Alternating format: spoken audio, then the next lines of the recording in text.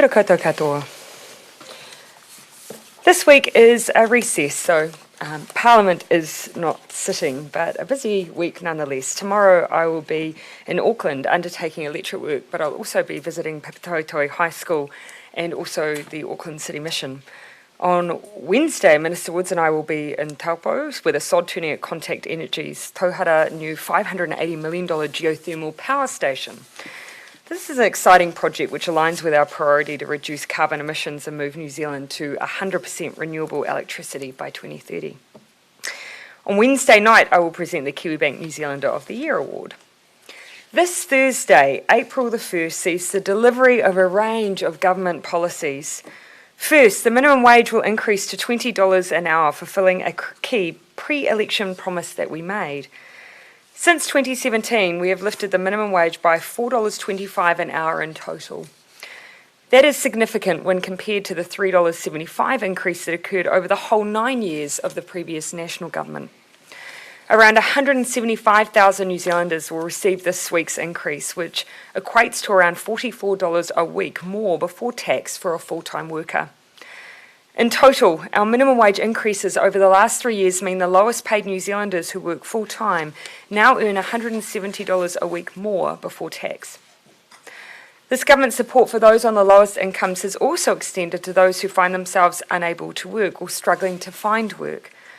On April 1, main benefit levels and superannuation rates will also increase by 3.1% for over 1 million New Zealanders. This is the second increase to main benefit levels as a result of our policy of indexation, and we'll see rates increase by up to $16.16 a week. Around 390,000 families and individuals will be better off with the annual increase to benefit rates, more than double what it would have been using the old inflation adjustment measure. Benefit abatement rates will also increase this Thursday. The abatement threshold being the limit of how much a person can earn each week before their benefit is impacted. Overall, around 82,900 low-income individuals and their families will be better off by $18 a week on average by the delivery of this election promise to ensure those on benefits can keep more of what they earn.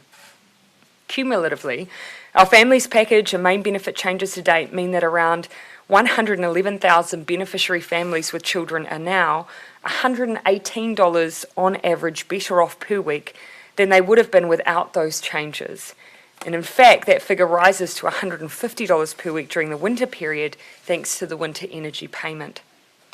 There is still much more to do, including building more homes, improving our health system, investing in education, training and job opportunities. But as we head to the Easter break, I think the raft of changes that come into effect later this week represents real and long overdue improvements to the support we provide to our most vulnerable. These are policies that represent real delivery. I have Minister Cepoloni here, so if we have any questions on those April 1st changes, perhaps we'll start with those, and then we can move into any general questions for the remainder of postcab. Big surge in food grant demands. Are you in agreement that perhaps these increases have simply kept people's heads above the water in terms of other rising costs that they have to deal with, as opposed to really pulling them out of the drowning situation they're in? I think what I'd say first of all is you can see by the changes that we've made $118 on average better off for such a large number of families that we have absolutely recognised that actually the level that those rates were set at were far too low for people to survive. And so that's why we've made those substantive changes. I will throw to Minister Cepoloni, but before I do, I was just last night looking at some of the increases that we've seen in people accessing hardship grants. A lot of that actually started back about 2016. You start to see the trend move upwards, and there'll be a range of factors for that. We have made it easier to access those grants, and that was for good reason. I think there was a lot of demand there that wasn't being met previous to those changes being made. But also, some of it will be simply the housing crisis we've faced as well. Yeah, I think you've covered off the main points. I think it's important to note that the Welfare Expert Advisory Group's recommendation was for increases between 12 and 47%. And although we acknowledge that there is actually more to do with regards to addressing income adequacy in the system, if you only look at job seeker support for people over the age of 25, then what you see with the changes that will come into effect from the 1st of April is that it's effectively a 21% increase from what they would have been getting in April 2017. So we have, I think, made more traction than what people realise. So is this it for Yeah. minimum wage increases? Can you commit to them going up next year and the year afterwards? Well, I think what you've seen here is the completion of the commitment that we made at the beginning of our time in office. We said that we wanted to get to $20, and we've done that in the time frame that we indicated. We haven't then forward projected across a number of years, so we'll get back to the regular annualised process that we otherwise would be in. So what will the minimum wage be? And we as a Cabinet have not made those decisions in advance, but because of our view that when we started in office, we needed to see increases to catch up with what we viewed was a lag for those on the lowest incomes. We mapped out our path for that first 4 years. We've done that. We haven't gone beyond that at this stage. Can you at least commit, Prime Minister, to minimum wage increases every single year that you're in government? We're obviously a Labor government. You know, what we want to do is make sure that, of course, we continue to see those who are at the minimum level of wages, which is the statutory rate that's set to make sure that we have a floor. We've always seen gradual increases there. What we haven't set out is exactly what that will look like. But governments of both stripes have always moved. It's always been a question of by how much. How disappointing was it that almost more than 700 people's data was breached at the CDHB over the weekend? Do you mind if I just I'll just wrap up these April 1st and then happy to canvass more broadly. Just going to spare Minister Cipollone from the stage the whole time. A future is another rise to the benefit level on the table for this budget, the coming budget? Of course, as a general practice, we don't discuss, what is or isn't in the budget. But what we are doing today is just highlighting the impact of previous budget decisions, particularly indexation. I think the Children's Commissioner, Andrew Beecroft, was right to say that indexation has the potential going into the future to make the most significant difference, because it means, unlike what we saw in previous decades, we won't see this massive lag as those who are on government support fall further and further behind from being able to cover their basic cost of living. Judge Beecroft would also say that a lot more needs to be done. Absolutely. Yeah, and so do we. But our job is to make sure that we keep making this progress. When WEAG came out, we always said that it would take time to implement. The idea that you would implement that in 1 year just wasn't possible. Do you feel like there might be an increasing number of people heading to welfare benefits in the coming year, given the economic outlook? We've actually seen a decline since mid-January, I think. And even in the last week, we've seen another reduction of around 1,700 people on benefit. So that's heartening. But of course, we know how uncertain the times are given COVID, and so we just need to continue to watch that space and keep doing what we've been doing, which is investing in upskilling and training opportunities for people who fall out of work as well. Where they're going? So the majority of people that are going off benefit are going into work. We've got more exits off benefit and into work than what we have had actually for almost a couple of decades. I'll come to Thomas and then I'll come to Bernard. The Welfare Expert Advisory Group, I think, total its recommendations at $5.1 billion, Yes. 42 recommendations. Do you know what the quantum of what you've done is in relation to that $5.something billion a year? Well, I can tell you for the families package, it was over $5 billion, but keep in mind that also, from memory, included the pay parental leave changes. But that was the winter energy payment, the Best Start payment, the family tax credit changes. We then had the indexation changes on top of that. It was, from memory, we've then got the WEP changes and the $25 a week that was in the COVID package. So I would say upward of 7. The families package was over the standard budget period, I think 4 or 5 years, but the WEAG recommendations were that was $5 billion. Yes, it was. Yes. Substantial quantum. Are you even measuring... Which is more than obviously usually the operating allowance for a single budget. Indeed. Yeah. So are you measuring yourself against what it recommended? Are you still targeting what it set out, what the targets it set you? Well, as you've just heard the Minister actually just did that very thing by referencing the percentage increases suggested by the Welfare Expert Advisory Group, and then what we've actually done for instance, someone who's a job seeker. I think, unfortunately, people have generally just looked at blanket benefit increases as the way to achieve the lift in people's incomes, whereas actually we've done things that have affected the family tax credit. We brought in a whole new payment with, for instance, the Best Start payment, and those additions to our benefit system have not always been included when people have looked at income adequacy. So that's obviously what we always reflect, is how much has that increased people's incomes, and does that start to meet some of the adequacy issues that we were raising?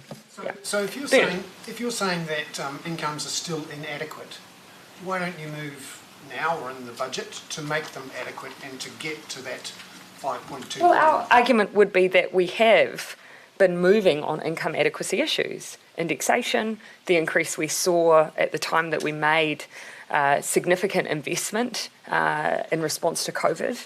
And also, I would argue, things like the family tax credit, all of those things and abatement thresholds have all been about dealing with income inadequacy. Why not do it now all at once? Of course, the thing we also have to always weigh up is the fact that these are not single one-off investments. This is ongoing spending through our out years. We have to make sure that what we put in place is sustainable. The last thing that I want to see, and I've said this many times before, are changes that we put in place reversed by a change in government. And by making sure that what we do is sustainable, we lessen the chance that we will just move backwards to where we were after the 1990s. So you're saying you're worried about the political risk? No. That the national government could reverse some of these benefit increases, that's why you're not doing it? No, not at all. I want to make sure that we can afford to pay for what we do. That's what I'm saying. We can't afford to pay the 5.2 billion? Well, obviously, we all make judgments every time we sit down and weigh up what we are spending our allowances on and our ability to make sure that they are sustainable in our out years, Bernard. I mean, every government does that.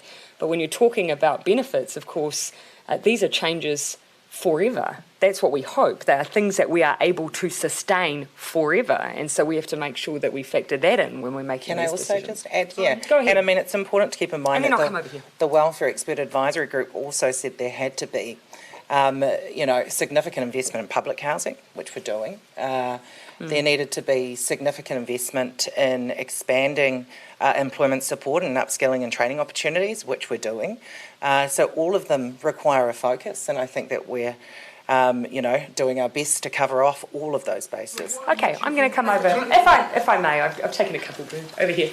That's a lot of wins in a short period of time, and now coming up on the first, another win for the government. But after all of this, why is it still a struggle for families to survive?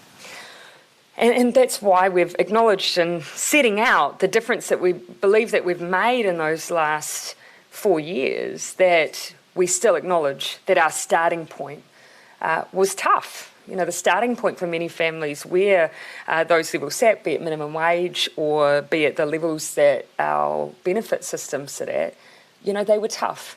And so that's why we've said we do need to keep going. We acknowledge that. Do you think that maybe it just wasn't ambitious enough if there's still thousands of New Zealanders that are struggling? Was $20 just not ambitious enough to close that gap? Well, of course, the 25 wasn't the only thing, and that's why we keep pointing to the winter energy payment, the abatement changes, indexation, which will mean it's not just waiting for a budget. It actually means it is built into our system now. Those increases are built in and will make a difference. 11 people tested positive at the border. If I may, I'll just canvass anything. Yeah, Janae. On the minimum wage, can I just confirm, as at April next year, can people expect another minimum wage hike? Oh, you won't find a year where Labor governments haven't moved the minimum wage. What I'm not committing to is what that rate will be. Saying yes by making that comment. Sorry? Basically saying yes, I just want to... I'm saying what would be a change is if you didn't see an increase in the minimum wage. What I'm not committing to is by how much. Okay, is that everything on that? Great, thank you. Okay, I'll come to News Hub. How disappointing was it that more than 700 people's data was breached at the CDHB, and how can you ensure trust in the vaccine rollout given this? And what we have here is a situation where a DHB's individual booking system has been able to be accessed. It wasn't people's personal health information, I should make that really clear.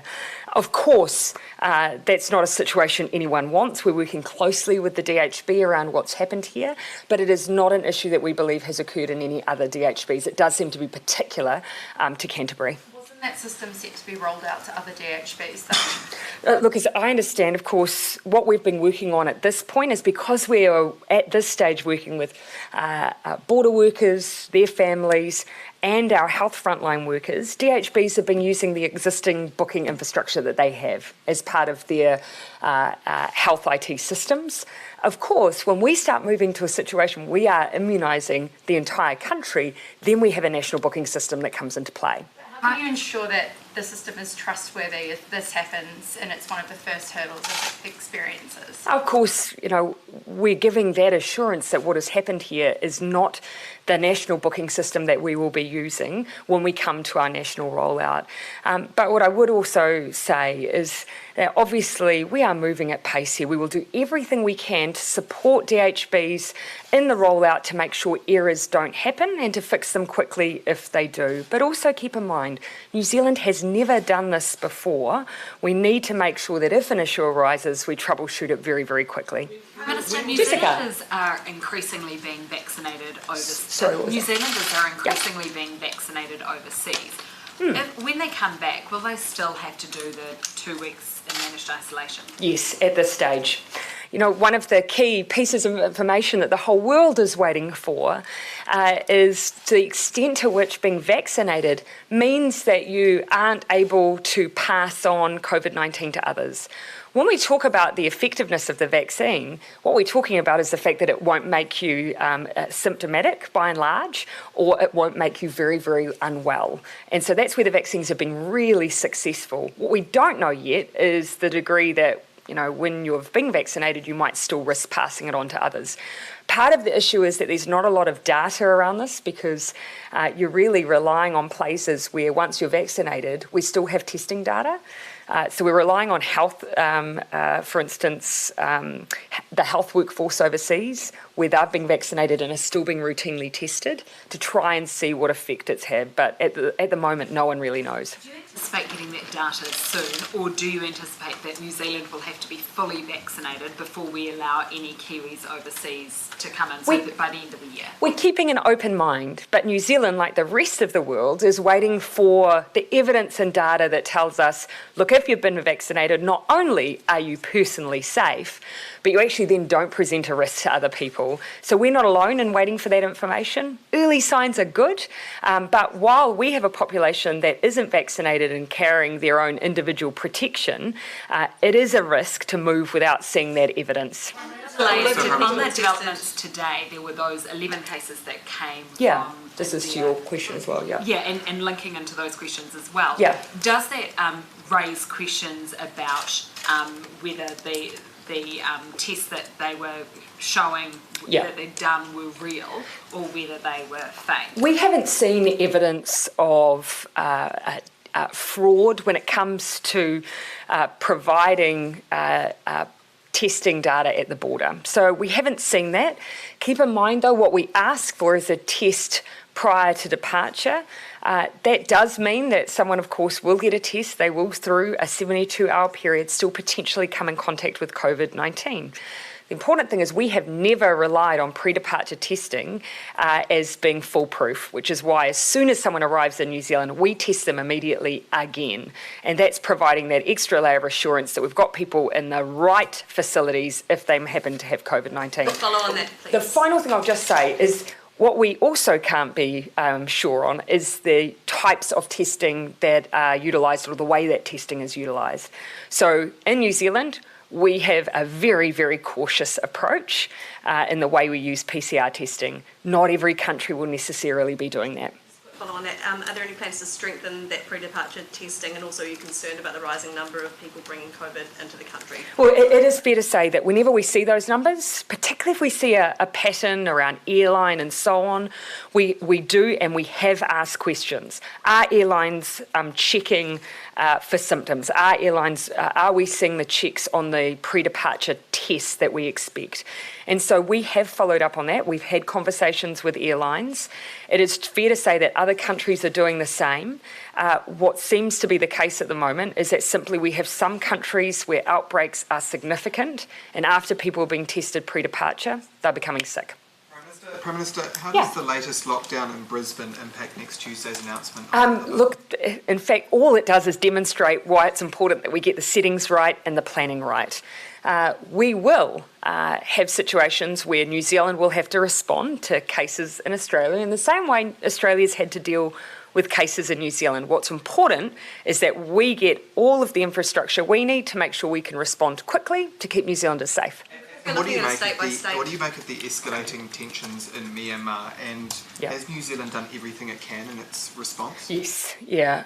I mean, I think what we've seen, through that military action in recent days has been devastating. You've seen the unusual response by nations, including New Zealand, for heads of defence forces coming out to condemn what we've seen.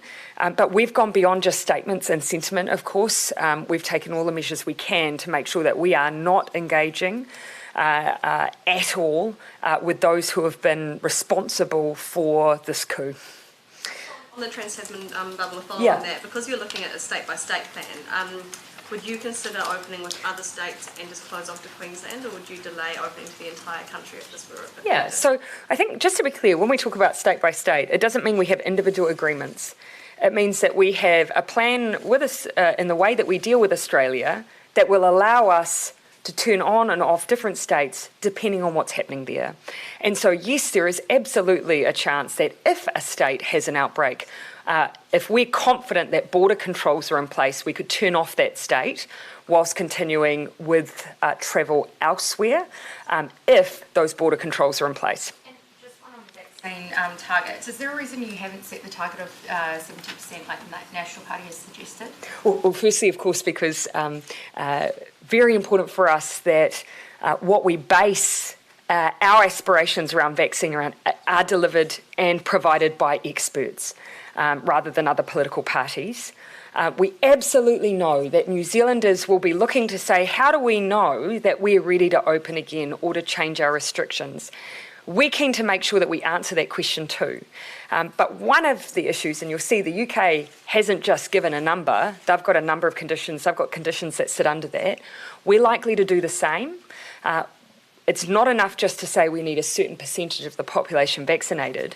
If you've got a really high percentage, for instance, in one city, but in another it is vastly lower, then that means that you run the risk of still having community outbreaks in those areas.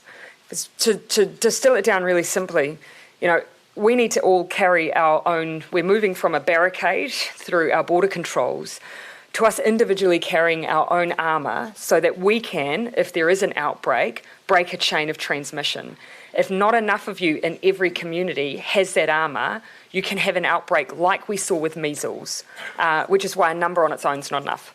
So what does that do for the government accountability to ensure that you're hitting targets that people are being enforced rather than putting it back on the population to vaccinate themselves? Well, it increases the accountability, I would argue, because it says a number alone is not enough. We need to, set out what we believe would be indicative of having enough protection across New Zealand, but then add some extra criteria. What does it need to look like? How does it need to be spread across the country? So we are asking experts to help us work that plan up, work up that information, work up that criteria, and we'll provide that to New Zealand so that we can work together to achieve it. So there will be targets? We have to know what success looks like. We absolutely accept that, but we've already had the experts like Nikki Turner and Ian Town say if you just pick one number, that won't be enough to tell us whether or not we've done what's required. So we're putting more work into it. There was a long explanation, but I hope it helps. Given the record number of assaults on prison guards, are you confident that the Minister Colin Davis is doing enough in this area? Well, look, absolutely. I mean, I've not worked with someone so committed to turning around what's happening in our correction system. This is a hard area of work. Obviously, by default, you are dealing with, some of our most significant criminals in the country in any given prison facility. Here's a duty of care to keep those officers safe, but also to try and change the prospects of when people are released into the community for them to ensure that they don't return. I think he does a great job of keeping his eye on both tasks. I don't think it's a good question. Yeah, and then I'll come to you, Sam. Would you consider capping rent increases?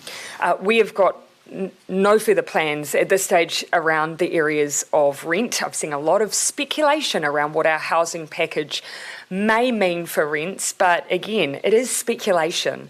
And so at this stage, no further plans. But if you do see that, what yeah, and that's a hypothetical. When we saw increases in house prices, we then responded to that. But at this stage, it is speculative. What we've seen in our rental market has not mirrored what we've seen with house price growth. In fact, more often than not, it's tended to mirror wage growth. And so we will keep an eye on the numbers closely, but at this stage we have no further plans in that area. I did promise Sam. Sure. Yeah, sure. As a side effect of making a transition to Look, I'm not going to give you that single working number there. Of course, we know, though, over time what we've tended to see as a pattern for rent increases. I think the highest point that we saw, over the more than a decade was around 6% back in 2007. It has been, it's tended to sit much lower than that in between times, and often has mirrored, as I say, what has been occurring with wage growth rather than house price growth. In its annual report last week, the SIS disclosed a New Zealand citizen it believed was spying on dissidents for a foreign agent. Has the government played any role in encouraging that level of transparency and disclosure from the spying? No, these are entirely decisions for the agency. Sure, and how concerned are you, about that issue of foreign interference? Actually from the moment that we took office, we talked openly about the fact that we need to continually review our settings around foreign interference, make sure that we are being responsive to any changes in behaviour. Heartening to see the agency's view on what happened in our general election, or indeed what didn't happen in our general election. But that is but one area that we need to be constantly mindful of. So no, those decisions are entirely for the agencies, but I do think we all have a job to do around ensuring the best interests of New Zealand are protected, and so transparency around that is helpful in ensuring people are mindful of the risks that exist. Do ministers and MPs are sort of personally aware enough or attuned to the risk to give it a approach? I believe so, yes, and I think the agencies do a good job of trying to reach out to political parties to build awareness, and also protective briefings when individual members of parliament who are representatives travel abroad, and they do the same for other individuals who are working in high-profile roles outside of the government sector, and that's a very useful service they provide. I'm just mindful of whether or not I've panned around enough. I'll come back to you after that, Tova. Captain Tamo, popular tourism venture in the Cook Islands, says that although they're feeling the pinch of the economic downfall, that he would prefer that the Cook Islands were vaccinated first before New Zealand opened a travel bubble with them.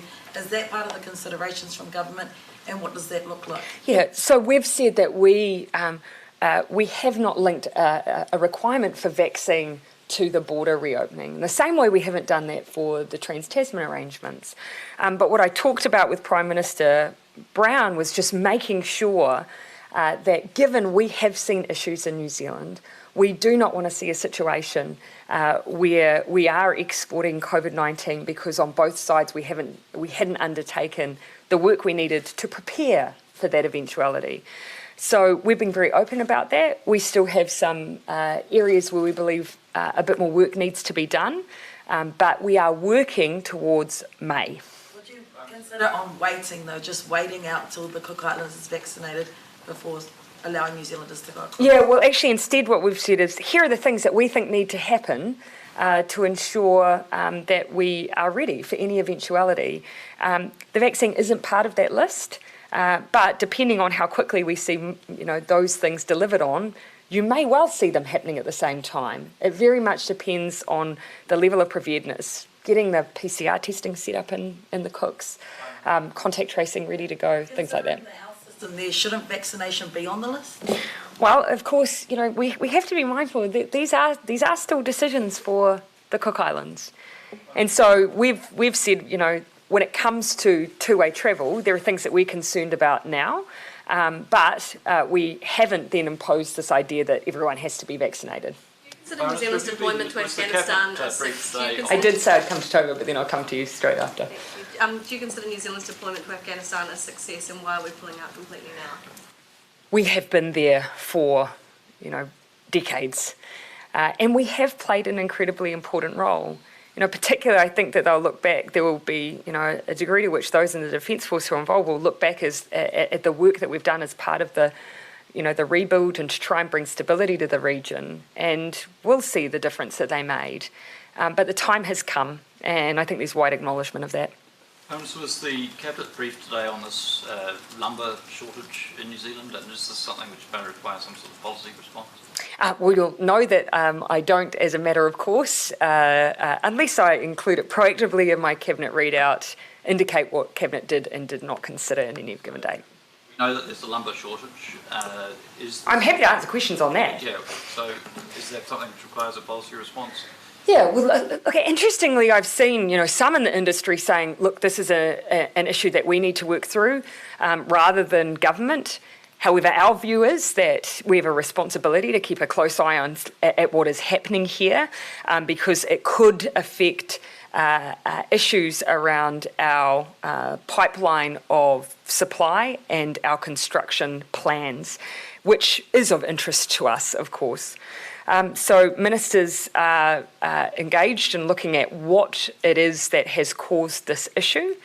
And, of course, they are interested in what we can do as a government through our industry transformation plans to ensure that we have more processing in New Zealand. What's the ITP up to? My understanding is that in the next couple of months you should see more on that specific for this sector, the ITP. I might come back to you with some more specifics on that.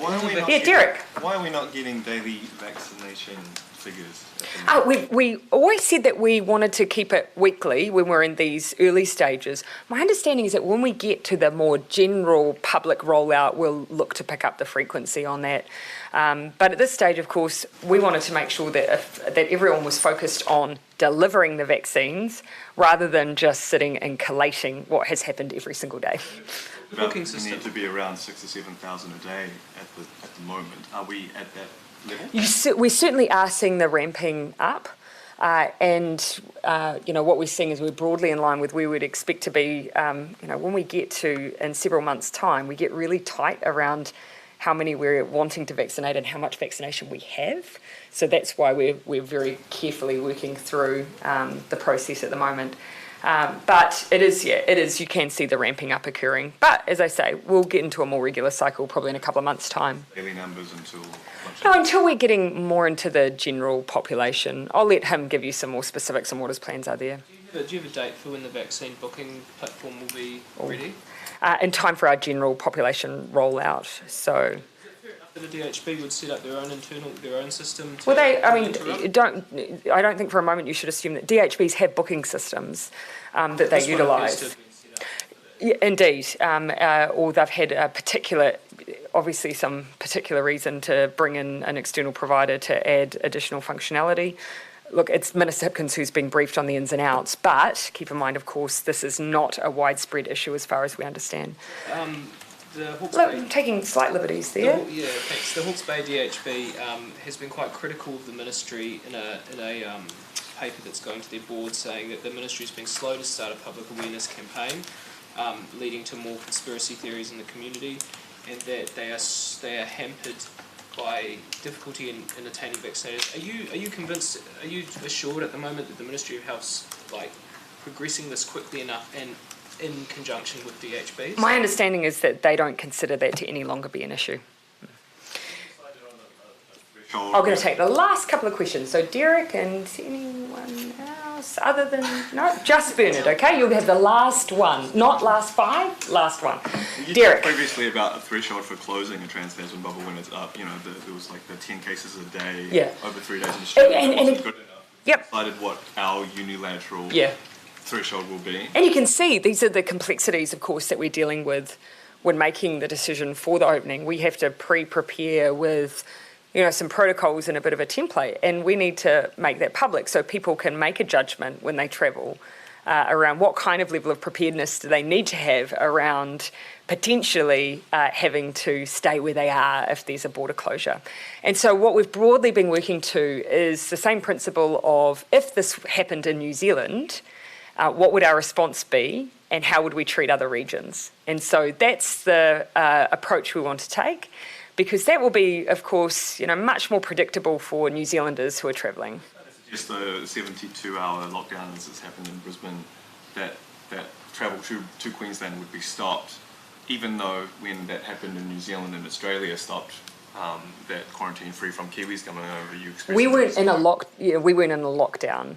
So, of course, I don't think it would be reasonable to, draw an issue with a country stopping travel with you if you yourself have made the decision to be in a lockdown. That closure was off the Northland case, which didn't trigger a lockdown. But again, this is not me making a statement about what exactly would happen right now with Queensland in this case, because we haven't actually sat down and looked at what's occurring in their current situation. However, what we are going to try and do is mirror the response we would take if it was us in the way that we deal with Australia.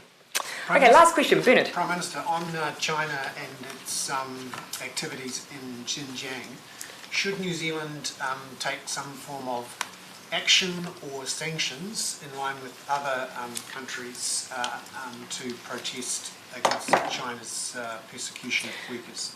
We don't have an autonomous sanctions regime, but of course you will have seen that we did respond and acknowledge the response from the likes of the EU to leaders within the region as a result of issues experienced by the Uyghur people.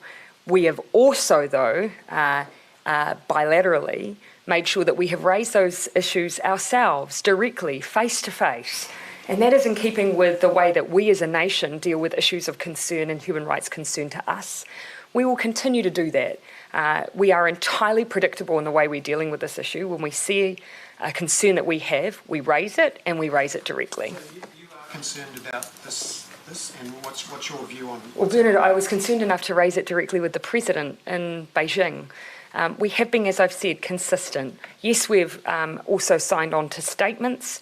Sometimes they've been with other nations, sometimes on our own, sometimes under UN banners. But it's a concern that we have raised and we will continue to raise. Thank you.